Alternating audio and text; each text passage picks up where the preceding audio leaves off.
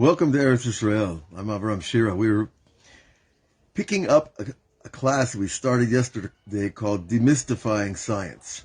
And I realized today that it's really connected to Shabbat. And one of the things that Shabbat does for us is demystify the mystical world. It demystifies, it takes away the unknowable uncertainty of life.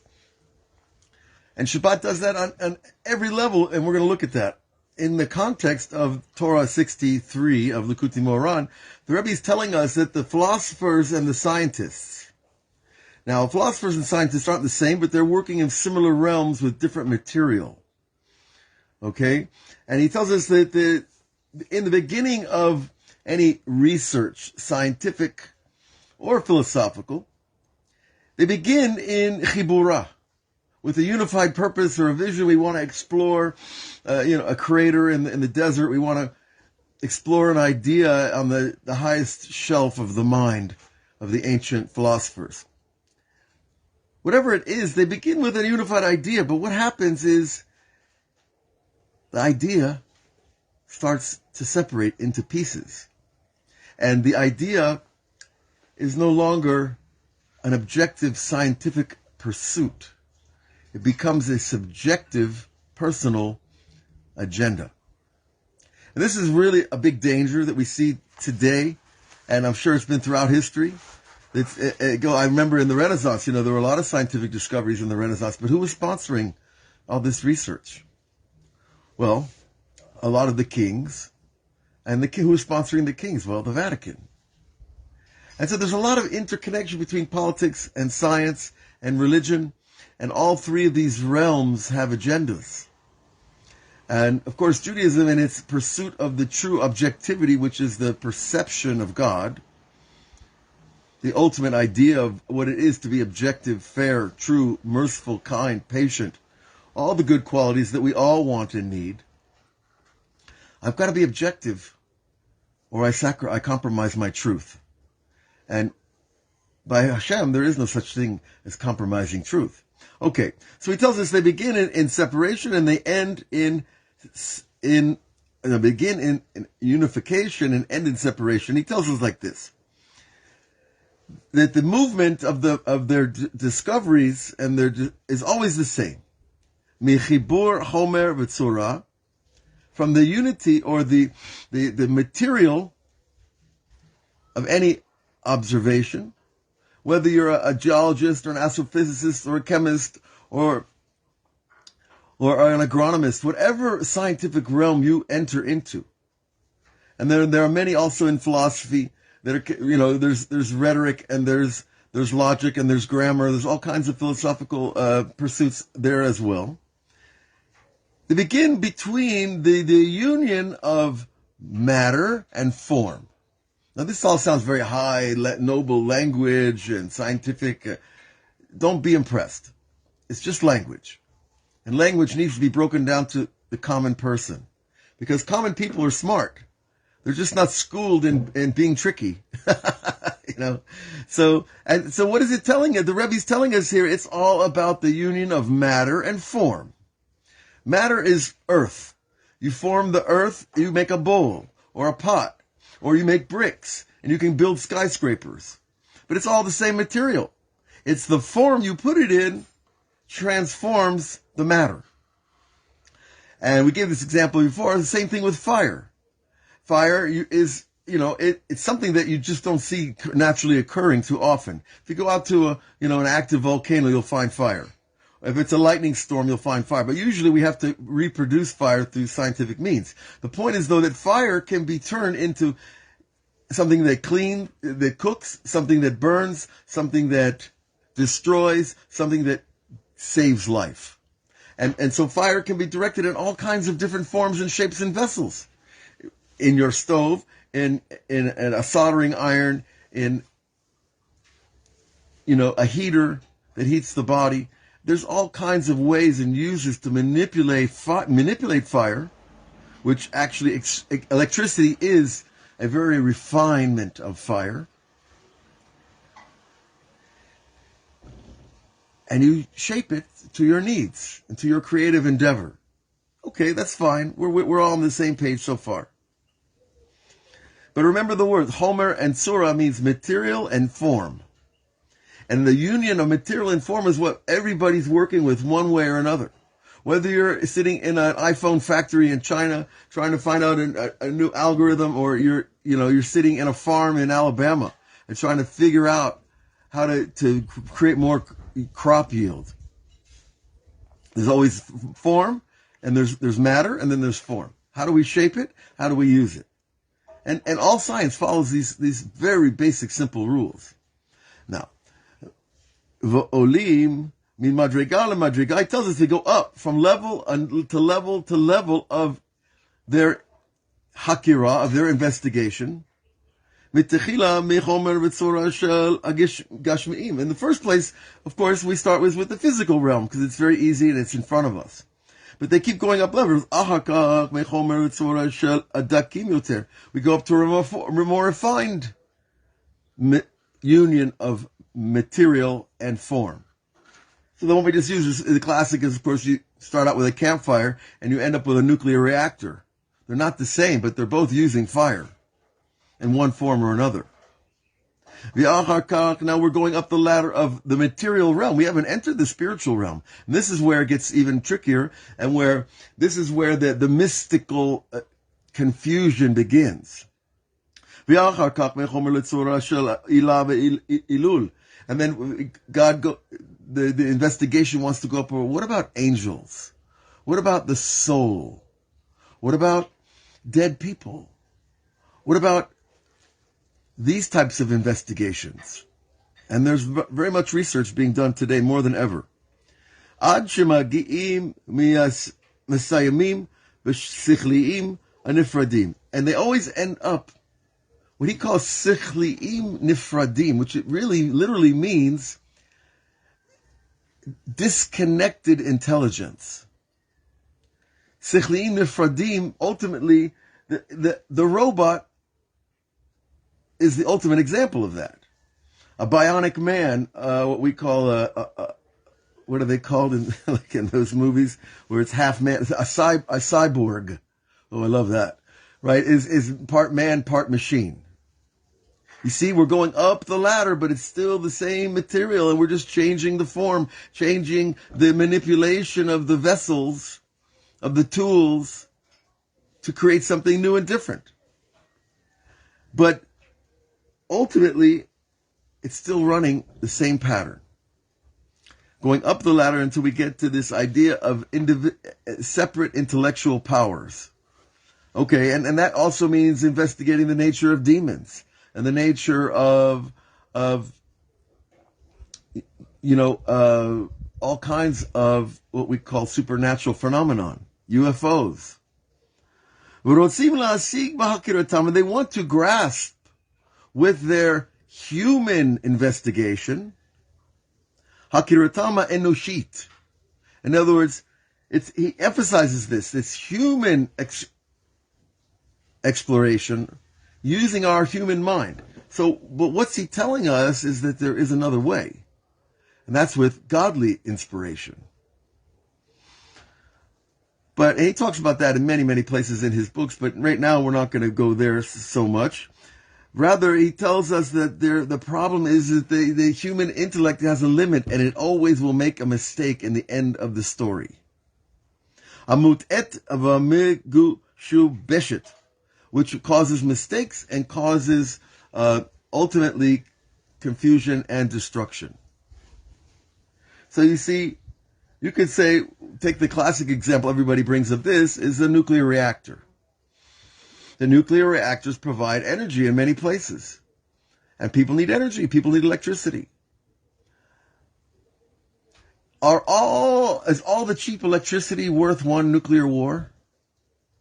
Even one bomb over one city, God forbid. Is it going to be worth it?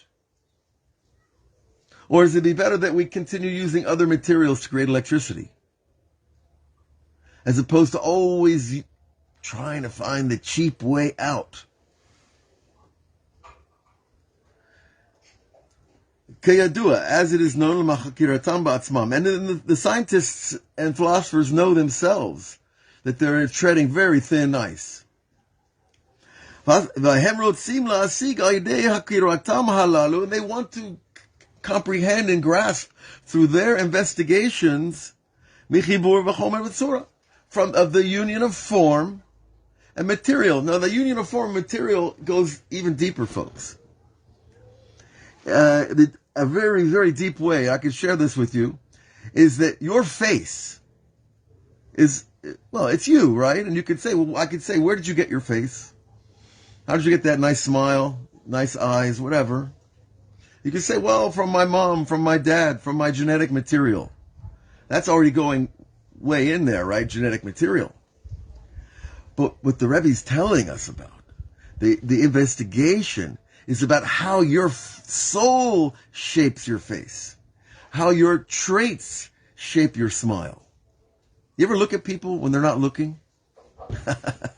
When they don't know you're looking at them, like in traffic or in the mall or wherever you go. Notice people's faces when they don't think anybody's watching them. And see the difference of their face the minute they know someone's watching them.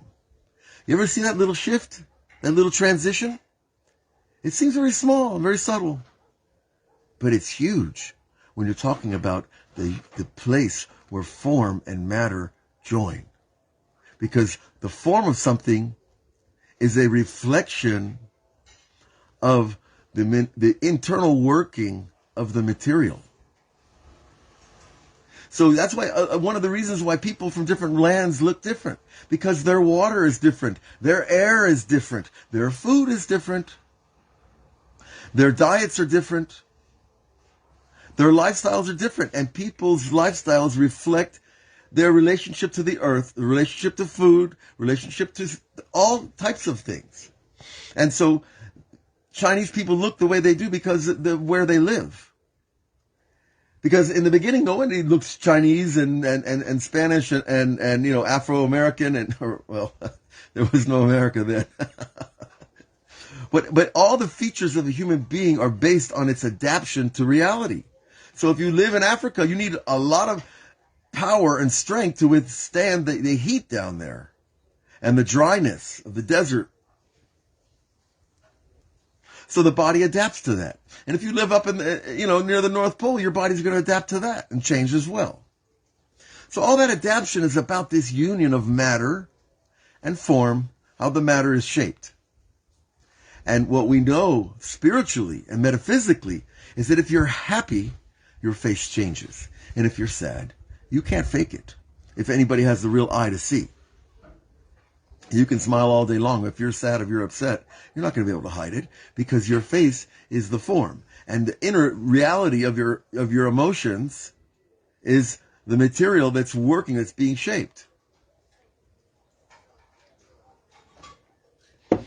So when we look at this in the big picture of things like robotics and AI and all this mysterious new science that seems to be transforming humanity into something else, we have to understand where it's coming from. It's coming right from there, from that attempt to manipulate our natural born relationship to the earth. And the more we become disconnected from the earth, disconnected from right here, my backyard, from these trees, from everything around us, it changes us. We become different people. And if you multiply that over 5 generations, how are people going to look? All right. Now,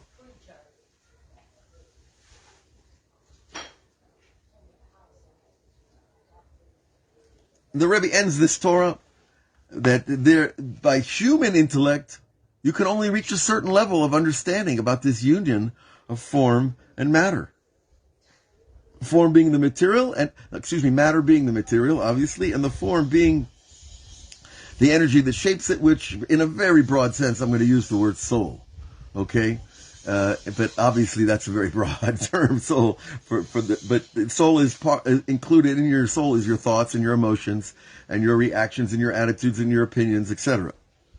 And he says, but all of them, sharei bechibura, that they start out as if they're connected, that they are connected, with Misayem Piruda, and they end in separation. It does not bring us to a greater understanding of the unity. When you look at the nature of the earth, you see unity here. There's some kind of amazing balance between the atmosphere and the ocean and the animals and the plants and the earth and the rivers and everything seems to be such amazing, perfect balance. That's a godly thing. And that's where you find Hashem, in the perfect balance of the material, because it means that it's conforming to this form. Okay, now what does all this have to do with Shabbat? Well, the rabbis ask a question, how is it that back in the day, what did the Jews do when they first got to the land and they're keeping Shabbat? They're a new tribe in a foreign land with 31 kings that hate them and 7 major nations that they're separated into, and Joshua is coming into the land here, and he's got to adjudicate the people, and he's got to deal with these 31 kings. And he's got to keep Shabbat. You know, my grandfather got to New York City in the 1920s, and he had to either work on Shabbat or find a new job every Sunday morning. And that's what he did for a while, until he was self-employed. You see that the Goyish customs actually make a Jew be independent in that take of time and space. That because he wanted to keep Shabbat, and they wanted him to work, he understood that if I want to keep Shabbat, I got to be my own boss. And that makes a Jew independent. And independence is what we need to resist the external influence, to resist external, what we call the outside culture, not the inside, the true culture of our relationship to this world, to God, of course, and to the Torah and to the land. All right. So, but on Shabbat, they had to not go outside their boundary. You can't go past 2,000 amos. How did they protect themselves? Because any group of wild warriors could show up with 50 horses and spears and swords and cause a lot of trouble. And so from there, the rabbis answer, no, because they were at the spiritual level of keeping the Shabbat, Shabbat kept them. And the same is true today. If we keep Shabbat, Shabbat will keep us. And this principle about keeping Shabbat is also applied in our faith in things like science. What do you mean I can't turn on lights on Shabbat? Come on. The Torah says you can't move fire around the camp on Shabbat. You know, you have a nice warm campfire and you want to take a stick and go, light something else. No, on Shabbat we don't do it. Why? Because the rabbis are bored and they need to make up new laws to make us frustrated? I don't think so. I don't think that's a good basis for belief or building a new religion or making people happy in their service of God. The rabbis are interested in our happiness in the service of Hashem. They're not interested in making life miserable because we can't do all these things that we want to do. Like driving on Shabbat. It's the hardest thing to give up driving. Even if you're religious to a certain level and you want to drive your car to a synagogue because it's too far to walk, the rabbis say no. It's still transferring fire from the battery in the car to the rest of the tool, the vehicle, the kelim, I'm going to use the Hebrew word, the parts of the car. We're transferring fire. He said, come on, but it's not the same. And we can argue it all we want, but the bottom line is this law keeps Jews living together. Because if we want to keep Shabbat, and we can't drive more than 2,000 amos is about 1,000 meters, which is a kilometer. You see that the law keeps us together as a people on the most beautiful day that we have, which is Shabbat. And so the law, it looks like it's on the outside. You look at it, it looks like a bunch of, unhappy old men that have nothing to do. But it's not true. They have plenty to do because they're thinking at the deeper level. They're thinking at this level of the investigation of social reality. The reality of a people in exile, thrown across this planet, trying to keep us together so that we could live the redemption we're living now. They were making laws 2,000 years ago for us, to be able to come back to the land and believe in what we're doing here. To have a place to come back to after the Shoah, after the pogroms, after everything that we've been through, and our parents and our grandparents. And so you see that the ramifications of all the laws are much deeper than we realize. And so when we go back to the relationship between matter, the earth, and form, how we manipulate it, I'm not allowed to manipulate matter on Shabbat. That's what it comes down to. I'm allowed to cut my steak, with my fork and my knife, or you can, like when we're kids, used to make shapes in the Jell-O. That's okay because it's eating. But we're not supposed to go out even if there's a little bit of it's just rained here and there's some mud right on the kids want to go out and draw in the mud. They're allowed to. They're kids. But I'm not supposed to go out and write my name in the mud on Shabbat because I'm manipulating matter. I'm introducing form, an idea, onto matter, the mud. And we don't do that on Shabbat because we want to, not creating means I can now enjoy creation that I've already done. I can enjoy the work of my week on Shabbat. I can look back on the week and say, I created that new plant stand over here and I planted some seeds and we transplanted a tree and we're just this garden work. Forget about all the other stuff we got to do. But, the idea is that on Shabbat, I don't want to create because I want to be able to enjoy what I'm doing. And you know what, people? It's an interesting thing. I know millionaires that don't enjoy their money because they can't ever stop thinking about making more. And there's also artists that are obsessed with their art so much they can't stop always working the art. Musicians, they won't stop playing music on Shabbat. Now, that's another discussion, that particular law, because in the Beit HaMikdash they did play music on Shabbat. But that's an intricate discussion we're not going to have now. But still, the idea. When we stop creating, then we can learn to observe again our relationship to reality around us, and say, wait, I could write 20 of the most beautiful symphonies ever written, but one day they're going to put my body in the ground, and I'm going to go to some symphony upstairs, God willing, if I'm lucky. If I get the right lawyer. Oh boy. Okay, so, we have the right lawyer. Rebbe Nachman right here, Rebbe Shimon Bar Yochai, all the great teachers of all the generations, they're our lawyers. And they're the ones who go to bat for us when we need them. However, it's very important, folks, to understand that science and scientists and people that sell scientific things, they have an agenda, right? And that agenda is necessarily going to end in some type of separation between the Jew and his relationship to the wholeness and the oneness. And even if it's just the temptation of getting in your Cadillac and driving down to the country club to play golf. It's Shabbat, why can't I play golf? Well, you're cutting up the earth and you're making tracks in the dirt, and I could come up with all these maddening details. But that's not the point. It's not the spirit of Shabbat. The spirit of Shabbat, to be with your family, to make a blessing over your food and your wine, to talk, to share. That quality time is what we need more than anything. And Shabbat gives us that chance to look at my son. How was your week? And my daughter and my wife and my grandkids. Otherwise, it wouldn't happen during the other 6 days. You know it, and I know it. We'd be running, the iPhone goes on after Havdalah, It's over. The computer wins. But it really doesn't win.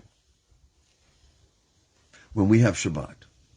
When we have Shabbat, we're telling all the enemy tribes out here, we don't care about you because we believe in God. We're not afraid of you because we believe in God, and we're in awe of Him and His protection. And you can live in our land, but you have to follow the rules like everybody else. And that's the message. That's the message to the nations. When you live at the higher level, God protects you. Now you could say, well, I know plenty of people that live at a high level and they still get, shot up and horrible things that happen in the news every day to innocent people, children. And for those questions of why evil things happen to bad people, there are answers. People don't want to always hear them. It's not for today. I've talked about it on my Patreon site.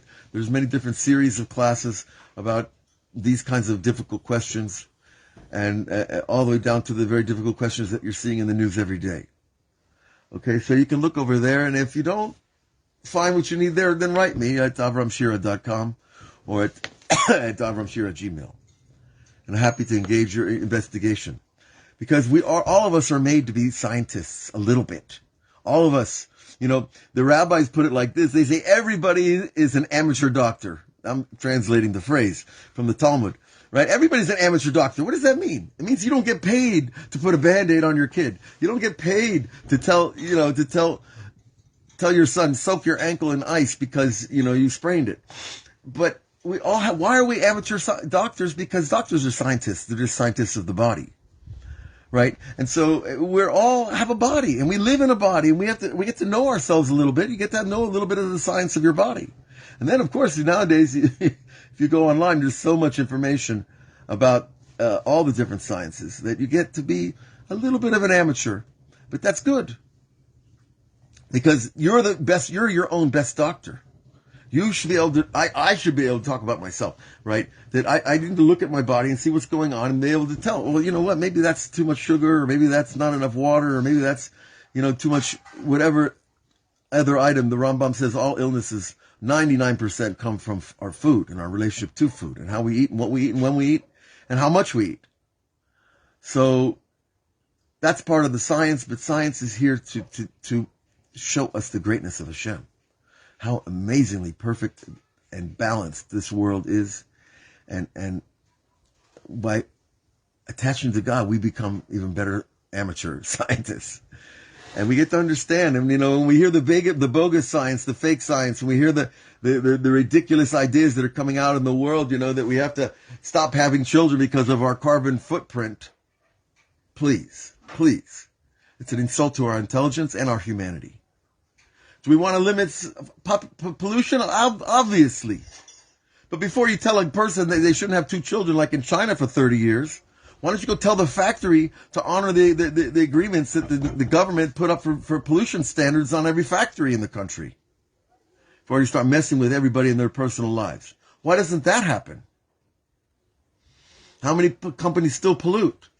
And they get away with it because, under the table in the back room, things happen. But it is the Torah will always redeem us and always bring us back to our centered, proper, healthy relationship to the world, to each other, to ourselves, and to our Creator. So God bless you all with a wonderful Shabbat. Experience your creation of the week by not creating one day. Enjoy the silence before all the voices come crashing in again. We'll see you next week on all the platforms. Shabbat Shalom.